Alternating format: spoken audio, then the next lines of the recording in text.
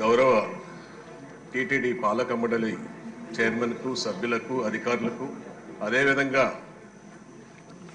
మన పవన్ కళ్యాణ్ గారికి, ముఖ్యమంత్రి గారికి ధన్యవాదాలు తెలియజేసుకుంటూ, ఇది గత 5 సంవత్సరాల్లో స్థానికులకు ఉండేది, గత ప్రభుత్వంలో తీసేశారు.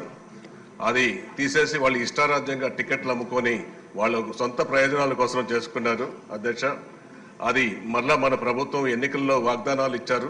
ఇచ్చిన మాట ప్రకారం మొట్టమొదటి పాలక మండలి మీటింగ్లో చేయడం చాలా సంతోషంగా ఉంది. అదేవిధంగా గరుడ వారధి మన ముఖ్యమంత్రి చంద్రబాబు నాయుడు గారు పూజలు చేసి గరుడ వారధి అనే పేరు పెట్టి 1 సంవత్సరం 1.5 సంవత్సరం కాలం పూర్తి జరుగుతూ ఉంటే అది పూర్తయినాక పేరు మార్చి శ్రీనివాస సేతుని పెట్టారు. దాన్ని కూడా ఈరోజు పాలక మండలి వాళ్ళు ముఖ్యమంత్రి తీసుకొని చాలా సంతోషం. శ్రీనివాస్ గారు చిన్న విషయం చెప్తా, కంటిన్యూ చేద్దరు గారు. 0 అవర్ అంటే మ్యాటర్ ఆఫ్ పబ్లిక్ ఇంపార్టెన్స్. మీరు చెప్పేది జనరల్ విషయం చెప్పుకుంటే వెళ్తున్నారు, అది వేరే సందర్భంలో మాట్లాడుకోవచ్చు. ఇప్పుడు పబ్లిక్ ఇంపార్టెన్స్ ఏదైనా ఉంటే అది క్లుప్తంగా మీరు చెప్పేస్తే ఎక్కువ మందికి కూడా అవకాశం ఉంటుంది. అధ్యక్ష, ఆ ప్రభుత్వం అది చెప్పాలి కాబట్టి చెప్తున్నాం అధ్యక్ష. ధన్యవాదాలు. నెక్స్ట్, తిరుపతి స్థానికులకు తిరుమలలో బాలాజీ నగర్లో ఇళ్లున్నాయి అధ్యక్ష, ఒక 1000-800 ఇండ్లు. ఆ ఇండ్లల్లో ఇంతకుముందు ఒక 500 ఇండ్లు గత ప్రభుత్వంలో స్లాబ్లు వేశారు మన ప్రభుత్వంలో. అది ఇప్పుడు ఇంకొక 610 ఇండ్లు ఉన్నాయి. ఆ స్లాబ్లు వేయాలనేసి కూడా అక్కడ స్థానికులు, వాళ్ళు ఓటర్లు, ఎప్పుడో చిరు వ్యాపారాలు చేసుకునేవాళ్ళు రేకుల షెడ్లలో నివసిస్తున్నారు. వాళ్లకు స్లాబులు వేయాలనేసి కూడా ఈ సందర్భంగా మీ ద్వారా ముఖ్యమంత్రి గారికి తెలియజేసుకుంటూ, అంతేకాకుండా ఈ తిరుపతిలో గంజాయి, మాస్టర్ ప్లాన్ రోడ్స్ వీటిపైన సమగ్ర విచారణ జరిపి వెంటనే ఎంక్వైరీలు వేసి దోషులను శిక్షించాలనేసి కూడా ఈ సందర్భంగా తెలియజేసుకుంటూ ఈ అవకాశం కల్పించిన అధ్యక్షులకు ధన్యవాదాలు అధ్యక్ష. డాక్టర్ కామినేని శ్రీనివాస్ గారు, సీనియర్ సభ్యులు, 1 నిమిషం. అధ్యక్ష, మీ ద్వారా ఫిషరీస్ మినిస్టర్ అచ్చెన్నాయుడు గారికి ఈ రాష్ట్రంలో జరుగుతున్న ప్రతి టౌన్లోనూ చికెన్ వేస్ట్ అని ఉంటుంది అధ్యక్ష. కొన్ని లారీలు లోడ్లు తీసుకొచ్చి హైదరాబాద్ నుంచి కొన్ని ఒక 100-150 టన్నులు రోజు వస్తుంది తీసుకొచ్చి చేపల చెరువులో ఫంకేషియస్ అనే ఒక వెరైటీకి మేపుతున్నారు అధ్యక్ష. దానివల్ల 4 నష్టాలు. ఆ వాటర్ బాడీస్ పొల్యూట్ అవుతున్నాయి. 2, ఈ చేపలు వీళ్ళకి 50 రూపాయలు ఏదో మామూలుగా తయారైన 75 రూపాయలు. అందుకని అండర్ సేల్ చేస్తే అన్ని మార్కెట్ పడిపోతుంది. ఆ క్వాలిటీ ఆఫ్ తయారు చేసిన ఫిష్ క్వాలిటీ బాగోట్లేదు. దేశంలో అన్ని చోట్ల మనకి చెడ్డ పేరు వస్తుంది.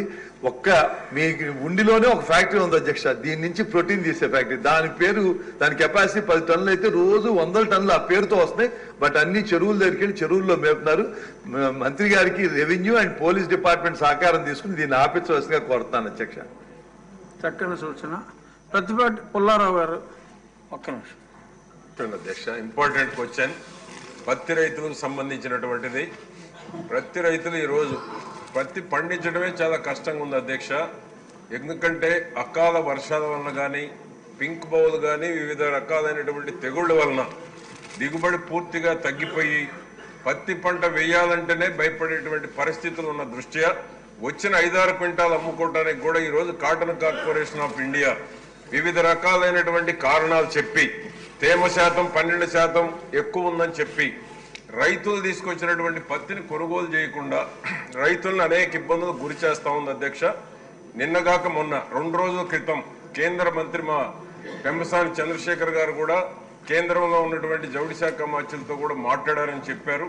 దీని మీద గౌరవ ముఖ్యమంత్రి గారు కూడా చొరవ తీసుకొని రాష్ట్రంలో పత్తి పండించేటువంటి రైతులకు 7,500 మద్దతు ధర ఉంది అధ్యక్ష. 7,500 మద్దతు ధర రైతుకు అందేటువంటి విధంగాను. రెండవది, తేమ శాతం 12 నుంచి 16% ఉంటే తప్ప రైతులు పత్తిని అమ్ముకునేటువంటి పరిస్థితి లేదు. 7,500 రూపాయల మద్దతు ధర కూడా దక్కేటువంటి అవకాశం లేదు.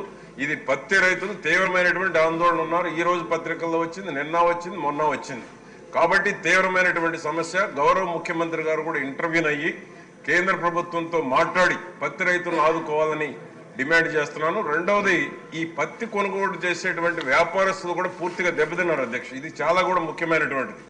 జిన్నింగ్ మిల్లులు కానీ, స్పిన్నింగ్ కానీ, ఆయిల్ కానీ, వీవింగ్ కానీ ప్రాసెసింగ్ కానీ మొత్తం కోలుకోలేనటువంటి దెబ్బతిన్నాయి అధ్యక్ష. ఎన్పిఏలు అవుతా ఉన్నాయి, మూతపడిపోయినాయి. మిగిలిపోయినటువంటి పరిశ్రమలు కూడా మూతపడేటువంటి దశలో ఉన్నాయి. గత 10 ఏళ్లుగా ఇన్సెంటివ్ లేదు, పవర్ సబ్సిడీ లేదు. ప్రభుత్వం కూడా గౌరవ ముఖ్యమంత్రి గారు కూడా ఆలోచించి ఇన్సెంటివ్స్ ఇచ్చి పవర్ సబ్సిడీ కొంత ఇవ్వకపోతే మిగిలిపోయిన పరిశ్రమలు కూడా మూతపడేటువంటి ప్రమాదం ఉంది. దీనివల్ల 2 నుంచి 3 లక్షల మంది కార్మికులు రోడ్డును పడేటువంటి ప్రమాదం ఉందని అధ్యక్ష. దీని మీద ప్రభుత్వం కూడా సీరియస్ గా తీసుకోవాలి. మీ ద్వారా నేను కోరుతా ఉన్నాను. మీ ఇంటి పేరులోనే పత్తి ఉంది. చక్కటి వెరీ గుడ్ ఇన్ఫర్మేషన్. ఇవాళ పేపర్లో కూడా బారులు తీరిన లారీలు అన్లోడ్ అవ్వకుండా ఉన్నట్టు చూపెట్టారు. వసంత కృష్ణప్రసాద్ గారు, వెరీ బ్రీఫ్ సార్. ధన్యవాదాలు అధ్యక్ష. మీ ద్వారా